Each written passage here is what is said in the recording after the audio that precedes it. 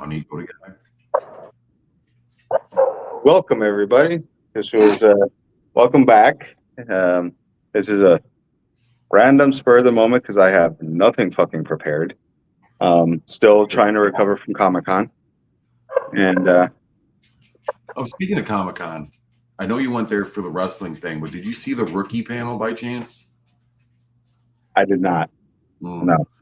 I don't know if you're into that show or not, but they did a little thing with a song and all that. We're big into the show, The Rookie. Definitely. So Stop. If I would have known, and again, I didn't even know that you were interested in certain things. Next time, if you know that there's a panel or um, will you stop it? Sorry. Like if you see like there's a panel or something, mhm. or merch or something, I could go for you, record, take some pictures, or buy something for you and send it to you guys. know the panel's going to be there. I know San Diego Comic Con's like the big one, right? It's just as big as like the one in New York City. Like Oh you hear Comic Cons, you hear those. It's usually those two. San Diego is usually probably number one. yeah, San Diego is the big one, and New York is like a close second. Like it's almost 1A and 1B. They cover the summer and then they cover the fall and winter for anything that comes out the next year or so. But so yeah. So, Joe, yeah, you want to talk about life. how things at home? Speaking of Comic Con, I just asked him about the rookie one. Yeah. Did you see them? No. No, I didn't. Oh my god, that's our favorite show right now. I was just. I told Joe, I was like, next year, as it getting closer, if there's things that you know are going to be happening there, or if like, oh, can you look for this kind of artwork or this, that, and the other thing? I'll definitely keep an eye out. I'll go see the panel or something, or Well, I had no idea that it was even going to be there until I seen the video afterwards, and I'm like, oh, Reggie and Katie are there. Yeah, the panels we sat through, we did the WWE one, right, and then we did the Animation Domination one, which Solar Opposites. This other really show where the one guy looked like he was on fucking cocaine the entire time. He was cosplaying as Charlie Sheen. And then it ended with King of the Hill. Damn it, Bobby. Which, if you haven't seen it, the second episode's hilarious. I gotta watch the new one when they redid it. Since they brought it back with Bobby older. At least that took place. At least they didn't bring him back and they're all the same age. Yeah. That would have bugged me a little bit. It's like, like South Park, for example. This is way off topic, but none of the kids aged. Yeah. I think they did a few episodes where they were older, but they just went back to the normal. Yeah. Anyway, the thing I want to talk about is, I know you could probably think of a match that you probably want to talk about, is matches that left like an everlasting impact. And like I said, for lasting impact in general, or just on me? Oh, in general, I'm talking about the whole wrestling business. So it's not just encompassing like WWF or or TNA or AEW. It's like this match, like the matches I want to talk about are like notorious. Like no matter what brand, they're like, oh yeah, that match. Like even if you're not a wrestling fan, I still think like you should know. Like you hear Undertaker versus Mankind, Hell in a Cell, it's like you automatically know. Now, does it have to be a positive impact or a negative impact? It was a positive impact on the business, but I'm pretty sure a negative impact on Mick Foley. Fair enough. I'm just asking these questions. I have to get in the headspace. I think negative too, because I mean, you could talk, for example, like the Punjabi prison match was absolutely dog shit. You know, if I want to do one that was a negative impact because they never done it, and they haven't done it since. But since it's your topic that you came up with, I'll let you start first. Okay, so the match I picked was the King of the Ring 1998.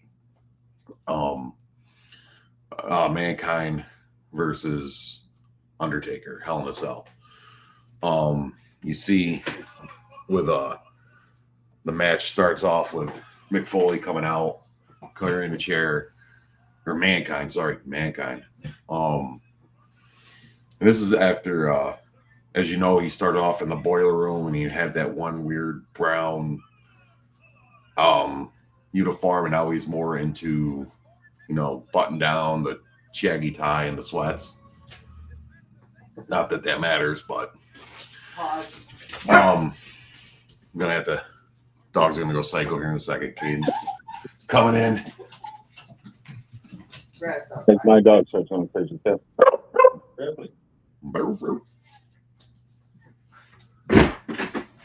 Okay.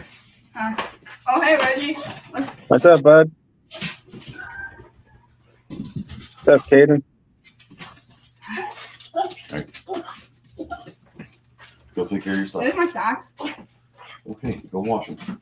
No, there's only some in the back. Oh, they're tie-dyed socks? Cool. So, as you know, the match started off on top of the cell. We both know that Mick Foley wasn't a gifted athlete by no means, as far as being able. Especially in his later years, he wasn't, you know, he wasn't the greatest wrestler, but how he made good matches was the moments in the match, right? So, as you know, within the first 10 minutes of the match, what happens to poor Mick Foley? Gets thrown off the cell, right? No one expected it. It was part of the match. Undertaker didn't want to do it. It was Mick Foley's idea, which is ironically every idea that involves Mick Foley falling is usually his idea. Like, we don't need to do it, Mick. Yes, we do. Do it anyway. And you know, and what really set him apart in this match, why I think, you know, not only getting thrown off 16 feet into that poor Spanish announce table. That Spanish announce table is a legend in its own right. Is he got up. Remember, they had to raise, like, he was legit hurt after that. It's not like he was, all right, shake it off and go. I think he dislocated his shoulder or something of that nature on that fall. And if that was the only thing that happened to him, he got off lucky in the first part of the match, right? Yeah. So the lasting impact of that was how much as he called the testicular fortitude he had to the ruthless aggression. What's that? The ruthless aggression, as he. It's just no one has done that. Like, the match was going to be over. Like, I'm pretty sure they don't talk about it, but I'm pretty sure they were going to call it. Like, they had to raise the cell up, get the stretcher. They had Mick Foley on it. Like, it was over before he even started. And he got up and he went back up on top just to get put through the damn thing, which was not part of the match. And if you watch, like, a lot of guys podcasts that I've watched, Stevie Richards and Jeff Jarrett, and even on the guys on Busted Open, they said that WWE ring tends to be pretty stiff. Right, especially in this time frame, it was the stiff one, right? And if you watch, he bounced. The ring didn't move. Mick He did. just bounced. Mick did. And I think if he was more buff and muscular, he could have been injured even worse than what he could have been. I'm not, just think. Let's be thankful that Mick Foley was a little fat. Yeah, the fluffiness protected him. Yeah. Right now I'm watching it. Undertaker's climbing up. Now, mind you, Undertaker's got like a broken foot or a busted up ankle. Yeah. In this match too. So, and there was a part I remember watching a podcast where Mick Foley was going to try to suplex Undertaker on top after, mind you, they were going to do it after their feet start falling through the cell. Like, this is just chain link fence. This is not forced. It was like zip tied together. Like, so they said they heard it going bink. Mick Foley also lied. They were walking on it. Because Vince said, "Did you go up there?" And he said, "Yeah," and he never did. So now you got two guys who weigh probably, one's over 300 and one's close to it, on top of this chain link fence that's not designed to hold weight. Yeah, you're looking at 600 pounds walking on. Yep. First regular time. Home Depot, normal person grade stuff, and you could walk by a chain link fence in the neighborhood, push on it, and you could see it buckle. Now imagine stepping on it. Right now, Mick Foley just tried to suplex. Undertaker shut it down, and he's getting ready to get thrown off the cell. Here he goes. Off the cell, that's 16 feet up, maybe even more, into the Spanish announce table, and he ends up halfway into the crowd. And now Undertaker is looking like he's just looking for him to move, like to make sure. Please don't be dead. Please don't be dead. Please don't be dead. Oh, right. He's just looking at how to stay in character. On top of that is beyond me. Because you just threw a grown ass man off this cell. You saw how he landed, which wasn't pretty by no means. But it showed, this match, like I said, they had moments. It wasn't a great wrestling match. It had moments. It wasn't a clinic. It wasn't Steamboat Macho Man. No, this match will be remembered for the moments, right? I mean, you had the two times he went off the cell, through the cell. Then you obviously have the camera when it zoomed in on him when he was trying to push his tongue through the hole that the chair made in his lip. Like, this match did a number on Mick Foley. And then, mind you, he went back out the next night on Raw. He didn't have... I think the tooth was still hanging through his nose. And I just think this is why the match will always be remembered, have that everlasting impact, is because it showed what these performers are willing to do for the crowd, for the fans, not just for themselves. Like this match alone. Now you could say other things that made Mick Foley, talk about his older WCW, ECW days or Japan, but this match cemented Mick Foley in WWE. Yeah, he was already, his reputation preceded him before he got there, right? His WCW stuff, and keep in mind this was the late 80s, early 90s, where WCW, it was definitely in a dip, right? He came out of the big time 70s and early 80s Georgia Championship, freaking Ric Flair and the Four Horsemen. They were on top, right? And now going back into the early 90s where, it's a lot smaller. It was like dare I say, high-end it was like indies with money. You know what I mean? And as I get older, I'll be honest, like looking at that compared to WWF at the time, I appreciate that.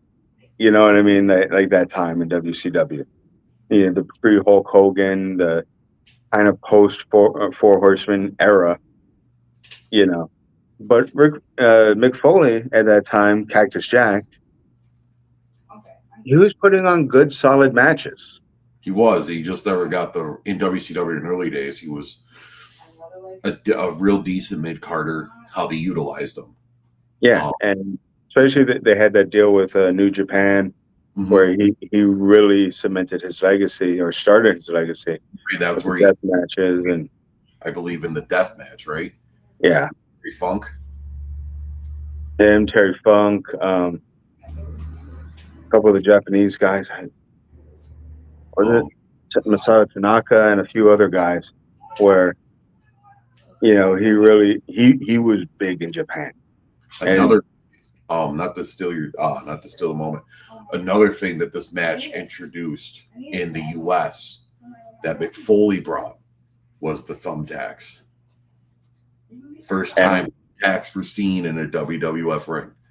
He brought it. Remember, that was from New Japan. He didn't do thumbtacks in WCW. He didn't do thumbtacks in ECW. That was a Japan thing. And that was what I remember, like watching like a couple pie one day, because everyone sees Mick Foley, they automatically go to this match, right? You know, and they always ask the dumb question, did it hurt?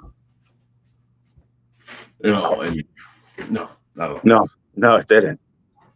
But he focuses in on, he wanted to get to the spot with the thumbtacks because he wanted to bring that, right? And so, and I remember another one where when he went through the ring, right? And you see Terry Funk slide in, right? And there's Undertaker, he gets down and you see Terry Funk gets with Undertaker, and Undertaker says, Undertaker sat over, obviously they're talking quietly. You go see if he's still alive, right? And so you see Terry go over there and he's kind of like slapping him around a little bit, grabbing his neck. He was actually taking his pulse to see if he's still alive. And he goes back to Undertaker and he goes, he's still breathing. And then Undertaker choke slams Terry Funk. All they were doing, he's still alive. What they were doing is buying time. Yeah. To try to get, see if Mick can kind of get his bearings together, and he never did.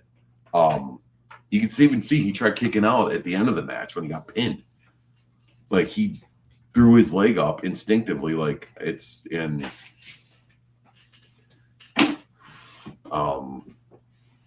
But that match to me will always have cemented legacy. It wasn't very long. It was like a 25-minute match, and the majority of the match was Mick Foley on the ground. Where there was most of the matches, people making sure Mick was still alive. There was like 5 or 6 minutes of maybe of somewhat wrestling. The rest was just Mick Foley getting just destroyed. But that really cemented him in the business in WWF at that time. And I think that's probably the biggest match that anyone would talk, like any type of matches that have an everlasting impact. I think this match is number one by far. And I don't even think there's a close second with that kind of match, with what kind of impact it had. And as we're talking, in the back of my head, I was trying to think. I was going down matches. Work. Have fun. Always. Oops, sorry. Stuff on his tail. And I was like, do I do the high impact matches, like the first TLC, which definitely lasted a legacy? Yep. But then I was like, as we were talking about, Taker and Mick, I was like, we might not have gotten TLC without Hell in a Cell. Right. We made, yeah. I mean, that's Mick Foley. Because that really opened up, right? Hell in a Cell, like, was they thought, everyone's like it's an overglorified cage match, right? I go, well, you don't have to Hell in a Cell to win. Hell in a Cell locks you in, right? I mean, the whole point of the match is you're inside, you're not getting away. There's going to be a winner, right? This is where you get it settled, right? There's one winner, one loser. The cage, they always said, it's not to keep you in, it's to keep everybody else out. No, the Hell in the Cell is to keep you in. Right. It's to keep you inside. And as we found out through the years, that hasn't worked out too well. So I kind of put TLC to the side, and I was like, what quote unquote traditional matches cemented a legacy? And I was going through my little Rolodex in my mind. Matches like Shawn Razor at WrestleMania 10.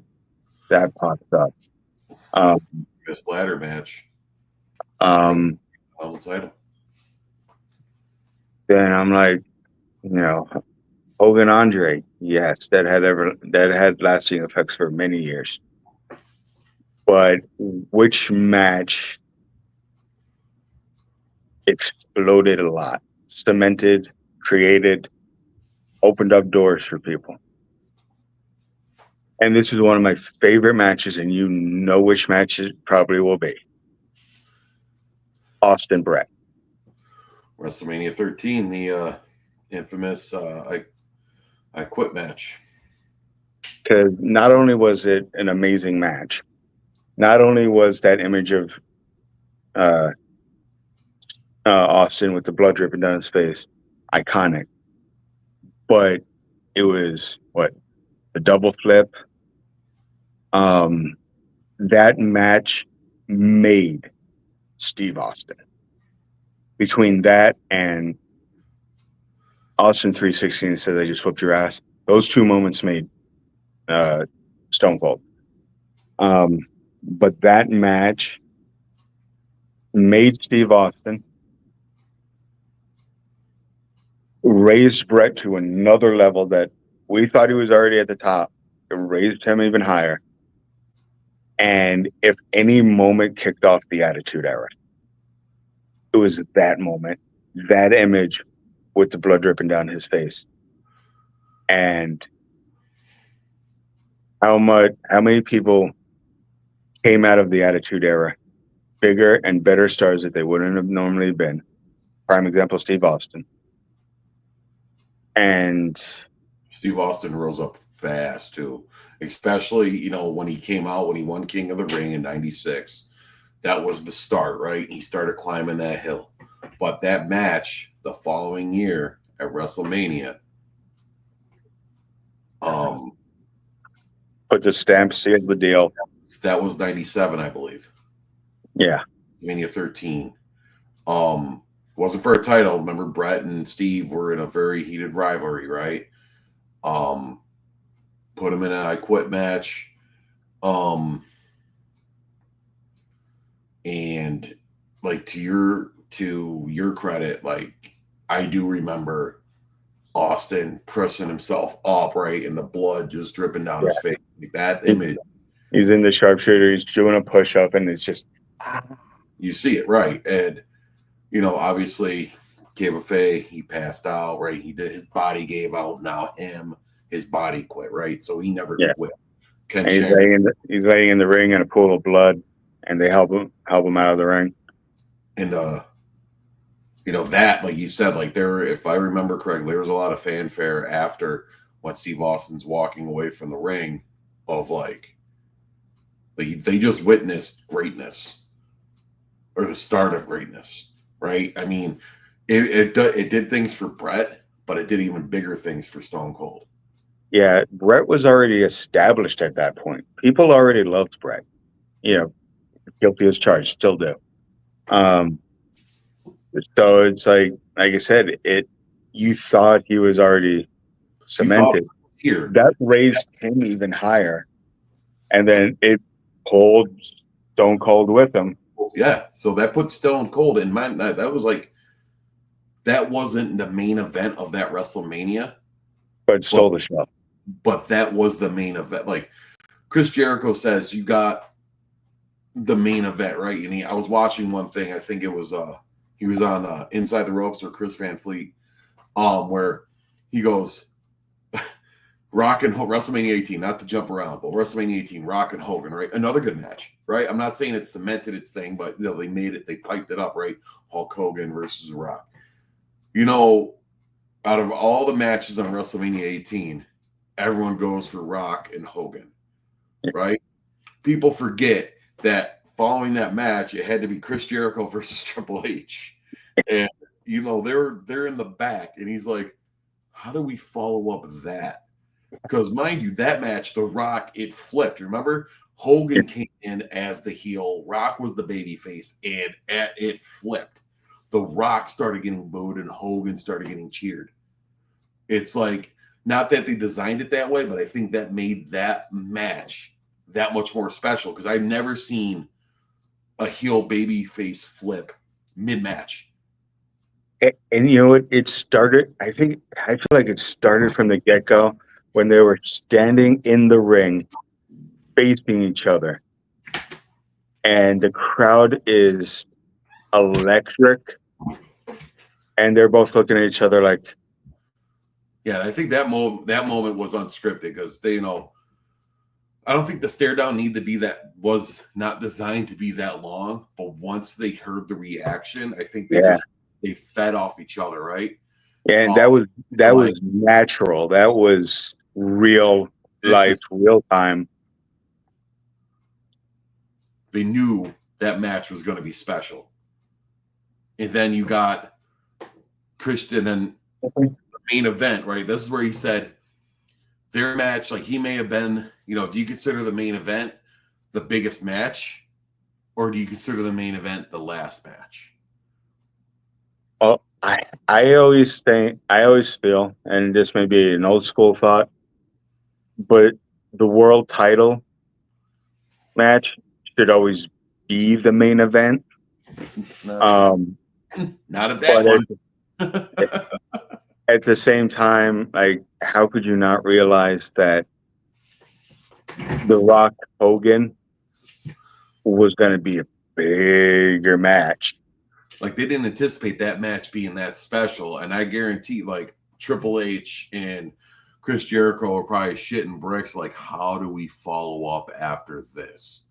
And they knew it. Like, they're going to do their best, and not for nothing. They did have a great match, but that match, Hogan Rock, was the main event at that WrestleMania. They don't talk about the Triple H winning his first undisputed title. They talk about Rock and Hogan. Yeah, it greatly overshadows Triple H's first undisputed title reign. Right? And it's the two things I will always remember about WrestleMania 18: Rock Hogan, and then Scott Hall super selling the stunner. Yeah, he jumped like freaking 6 feet in the air. Well, I did like that sell personally, just because Scott Hall, bigger guy, not huge, right, but bigger guy, took one stunner. All right, now he's dazed. Get him again, right? He jumped. But yeah, so my thing with like main event, like I'm a traditionalist too, as such. Like the main event is the last match. And now when I heard Chris Jericho talk about that, and I'm like, man, so I can look at a card, and it's like you got to kind of like they didn't realize, like I said again, they didn't realize that match was going to be special. They knew it was going to be something, but they didn't know it was going to be that special. Yeah. Right? So I mean, I guess you got to put an exception to the rule, but WrestleMania 18, Rock and Hogan was the main event. sorry to Triple H and Chris Jericho. They didn't know what they're getting themselves into until after the fact. And for the record, you have Jericho and Triple H in the same ring together for the title. That is a main event worthy match. For a couple of years in the business. Remember, he was a newcomer and thrusted in the main event. Like he didn't, he had the Intercontinental title, but he was not a mid-carder by no means. Chris Jericho, his time in WWE, his first stint, he was main event. And rightfully so. Sorry, my cat is trying to eat a fly. Oh, Ripley loves going after butterflies. Well, I don't want to kill it because he's trying to play with it. And I don't want to take the fun away from him, But then again, I don't want this thing on my foot. He just swatted it back. He just back. Are you gonna eat it? Oh, you weren't trying to. Okay, put it in your mouth.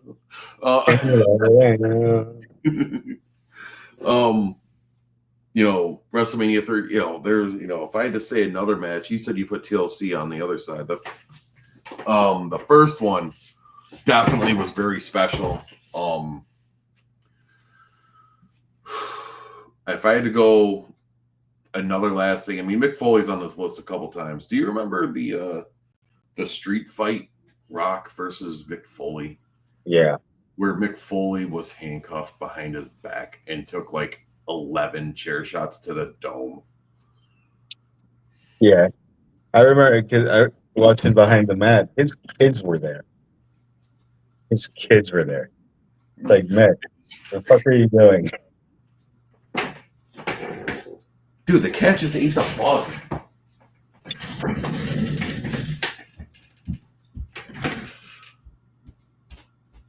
The cat just ate that bug.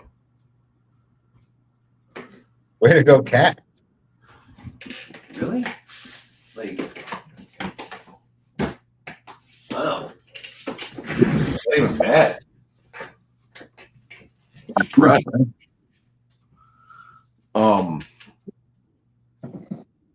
And I think that was again, a negative impact on Mick Foley, but a positive impact because I think that match really started to focus like, hey, maybe we pushed the limit on safety here because this guy couldn't even get his arms up to try to protect himself from a chair shot, and Rock was hitting him. Rock wasn't going like 50% with these chair shots. He was straight up cracking them in the dome.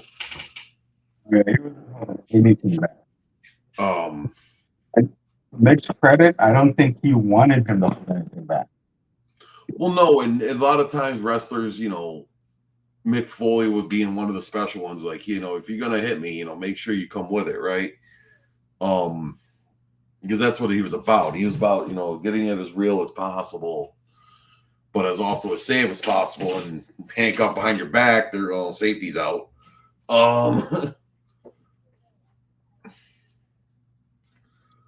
But again, it was a good match. I mean, for what it was, but Everlasting, I think it really started turning the safety, right? I mean, the only other person that really took a chair shot straight to the dome, without trying to get a hand up or anything. I remember like Ken Shamrock, The Rock, smacked the shit out of Ken Shamrock with a chair. And because I remember Ken being on his knees and he did one of these, like, come on. And Rock not swinging it like this. He didn't come over the top. He swung that motherfucker like a baseball bat sideways. And Ken Shamrock barely got his head down. To protect himself. And he took it straight like right here.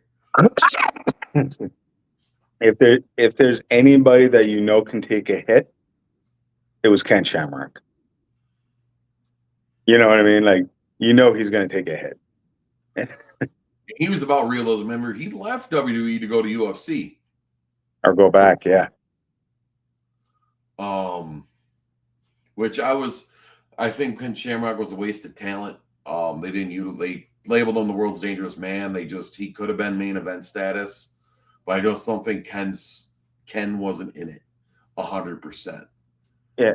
Um, His love was UFC, mixed martial arts. That's where his love was. right. Um, And I'm UFC sure. was starting to come up when he was in wrestling because then it was real small. He didn't. I think he didn't want to jeopardize anything. Yeah. Now I'm sure if they dangled enough money in front of him, he would have went. But and also keep in mind, years later, he ended up being NWA heavyweight champion. So they knew like it's Ken Shamrock, bro, and this is the tail end of his fighting career, but which is difficult. '97. It's like his heart's there. They're building UFC. It's UFC's already around, but it's really coming up now, and he probably would have had more of a legacy coming up with UFC, moonlighting with WWE, and then just staying with WWE. Yeah. You No, know, I agree with that.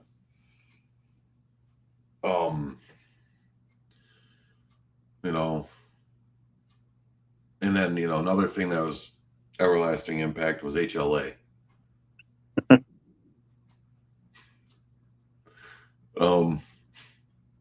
For like a month straight on Raw, we had hot lesbian action.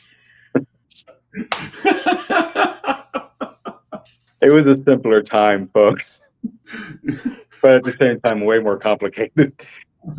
People like, what's so hot about two women? I'm like, I have one chocolate bar and I have another chocolate bar. Two of the things that I like. You like pizza. What's better than one slice of pizza? Two slices. Two slices of pizza. I mean, Respectfully, of course. It started pushing the envelope, right? You're talking a TV 14 show, and you got two women scantily dressed making out in the middle of the ring, right? And not for nothing, there were kids that didn't know exactly what was going on watching this. Did I have a problem with it when I was watching? Hell no. I was a 18, 19, 20-year-old guy. Yeah, like of course I don't have a problem with it. Well, it was 2002 time frame, I think. So I was 16. Yeah, I was 18 going on 19. So that was like I was, that was definitely the teen years. Everything was raging. Yeah, we were the focus of. We're the direction that HLA was focused at was us. Yes. Was that we were the demographic. Yeah.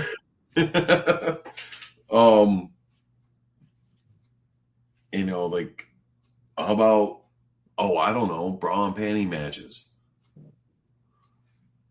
Not to name any, I just think in general, because I don't think there was any complaints. Remember, granted, back in early 2009, late 90s, early 2000s to late 2000s, they didn't have bigger divas. I'll put it that way. I'm trying to put it nicely, right? You didn't have your Piper Nivens, and you didn't have your Nia Jaxes.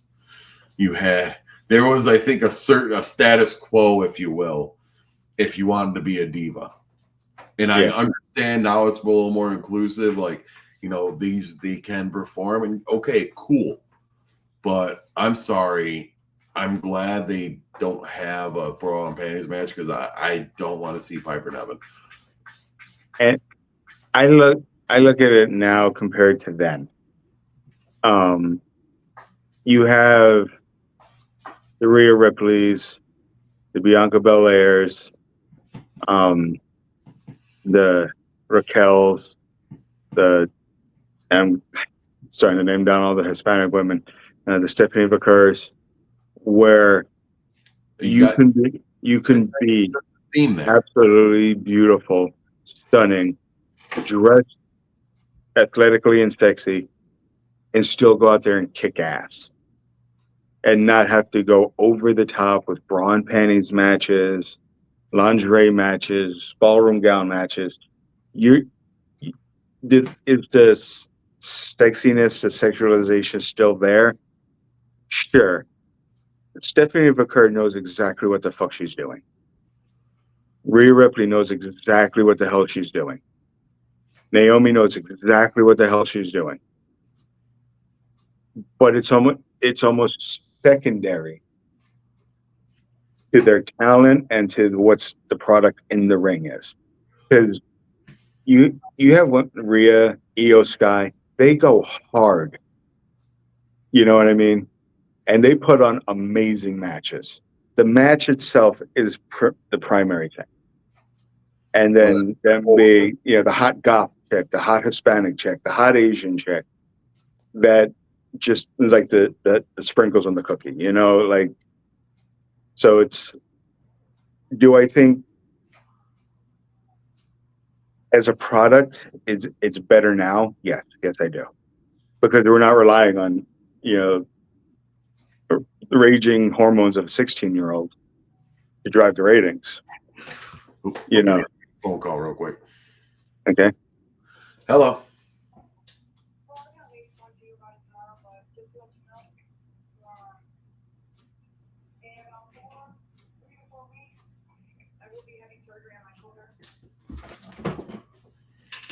Oh, yeah. What?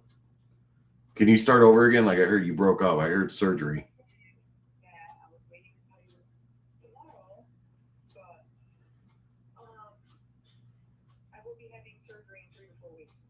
Okay. So, yeah. And this stays between me and you. I'm not letting nobody know. So don't talk about it with anybody else. Well, no. We'll have to get some FMLA paperwork started. And all that and go. Okay. Yeah, no, you're good. And if you have any questions or anything, let me know. Well, just tonight or whatnot, if you have a question or whatnot.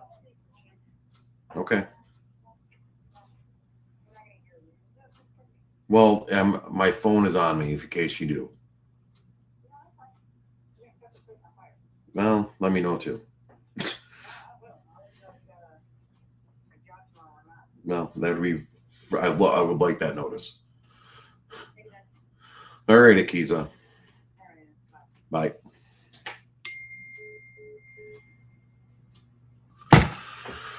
Okay, sorry. All right, you're good. One of my peeps had to inform me something. So, I got to trump your thing with Tori Wilson and lingerie in the middle of the ring. You know what? I will always. That will be an image always ingrained in my mind of her dancing in the middle of the ring. Same thing with Stacy Keibler, stepping in the ring, bending over the ropes. It will always be a thing, a core memory of that time. Now, I would say this: when they were good talent, not the greatest wrestlers, where I think women's wrestling's definitely evolved into now they're getting to be better performers. I mean, you had back then, like you had your Trish Stratus, who was a really good in-ring performer, right? You didn't have too many good women that were good in-ring performers back when. I mean, Sable was decent, Chyna, Lita, and Trish, I think, were the main four that were really good in-ring performers.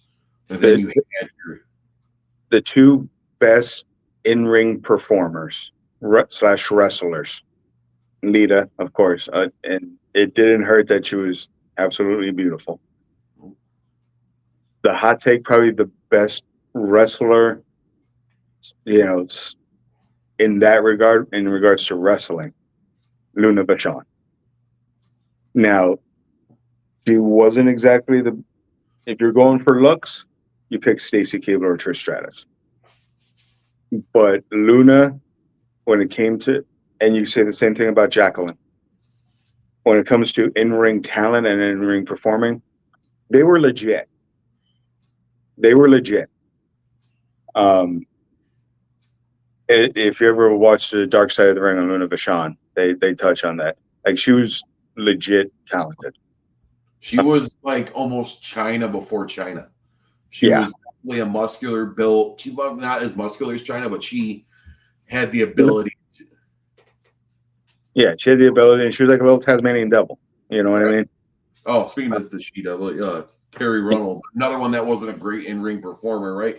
And that's what I wanted to get back. Like, it evolved into something better because now they're actually training the women. Not only are they beautiful, but they're also good performers, right? And that for women's wrestling is huge, right? They're not just seen as the sex symbol. They're seen as actual athletes that can put on a good match. That can leave you like, holy crap, that was really good, instead of just remembering what they wore. Yeah. And I think that I remember Tori Wilson standing in the ring going like this. I don't remember what the fuck she was wearing. No, I mean, but I remember Io Sky climbing to the top of the cage with putting the trash can over herself and just jumping. You know what I mean? Like, I remember that. I remember that more than what Tori Wilson or Stacey Keebler were wearing. That was the riskiest trust fall ever. Oh, yeah. Because you got someone on top of a cage, you got to say, okay, is this lined up? And then, okay, I'm going to do it blindly. Yeah. The funniest was after they did that, after she did that, like a day or two later, somebody took that and put it to, I believe I can fly. And she, so that's why I say it's like, you had to start somewhere. And as 16, 17, 18-year-old me, I appreciated it. But I do think we're better now when it comes to female wrestling, you know. And now, will it, with now how they perform, if they decide to go edgier, because now we're all on Netflix, if they decide to bring back, a bra and panty match, you know what? I'd be surprised if they did. Because if they were going to do it, they would have done it already. And now with this deal that they have with ESPN, that, price-wise, at least we're going to see how it goes.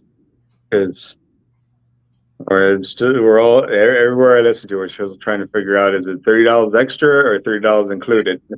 Right. It's, they might still be able to drop occasional F-bomb or hit, but ESPN is owned by Disney. Let's be honest, and I don't think Disney would be okay with having bra and panties matches. So, yeah, they have Deadpool and stuff on the streaming, but that's not go. Yeah, they might be okay with some innuendos, do curse words, but I think the whole bra and panties match style of women's wrestling is, different time. It's 30 years later. Might be over.